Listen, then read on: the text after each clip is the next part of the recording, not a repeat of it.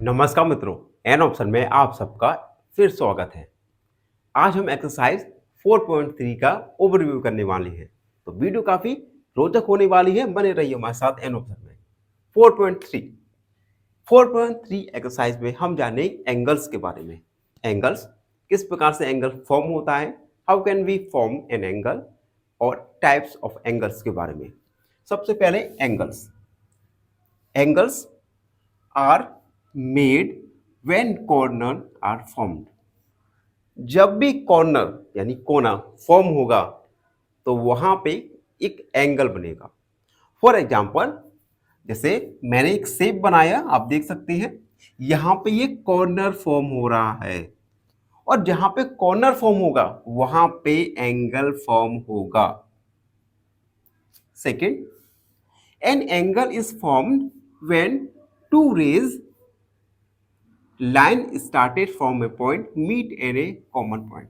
देखो, जब दो रे एक ही पॉइंट से दो रे हैं, एक ही पॉइंट से स्टार्ट होंगी तो यहां तो एक एंगल फॉर्म होता है। And third one, the common point is called vertex.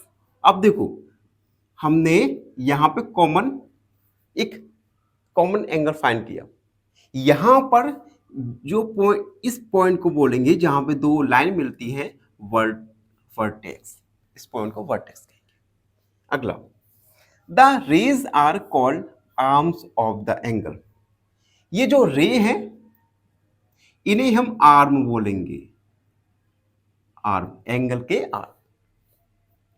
अब हम जानेंगे मीनिंग कि किस प्रकार से हम एंगल का नेम करते हैं।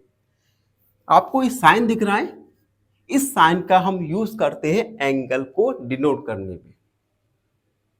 ऐसा भी हम कह सकते हैं, इस साइन की हेल्प से आप किसी भी एंगल को डिनोट कर सकते हैं, दर्शा सकते हैं। फॉर एग्जाम्पल, मैंने, अब तो इस साइन का मतलब होता है एंगल ए बी सी, और यहां पे बी क्या होता है, वर्टेक्स होता है। एग्जाम्पल के लिए मैंने बनाया ए बी सी, ये एंगल फॉर्म हुआ, तो हम इस एंगल को लिख सकते हैं angle A B C. B यहां पे वर्टेक्स होता है, वर्टेक्स होता है। अब हम जानेंगे टाइप्स ऑफ एंगल्स के बारे में। वैसे तो एंगल्स कई टाइप्स के होते हैं, लेकिन हम क्लास 6 में हैं, तो क्लास 6 में हम कुछ ही टाइप्स ऑफ एंगल्स के बारे में जानेंगे। सबसे पहला, एक्यूट एंगल। ऐसा एंगल जो लेस देन 90 हो, 90 डिग्री से कम हो, उसे हम एक्यूट एंगल कहेंगे। दूसरा, राइट एंगल। जो एंगल एग्जैक्टली 90 डिग्री का हो, वह एंगल होता है right angle.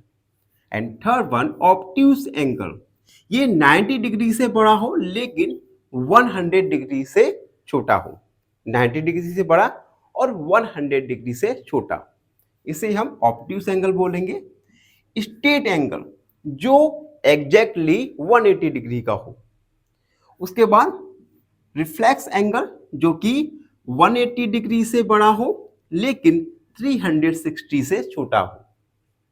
And last is complete angle, जो कि 360 का हो। टोटल एंगल होता है 360। तो ये था एक्सरसाइज 4.3 का ओवरव्यू। आई होप आप सबको अच्छे से समझ आया होगा। फिर भी कोई डाउट है रिगार्डिंग एंगल्स और regarding types of angles, then comment your question and subscribe my channel an option. धन्यवाद, हमेशा खुश रहे। If you said 5 parts out of 10 equal parts, the fraction is option A 1/2, option B 5/10 या option C none। इस question का answer comment section में जरूर लिखिए। बने रहिए हमारे साथ एन ऑप्शन में। धन्यवाद।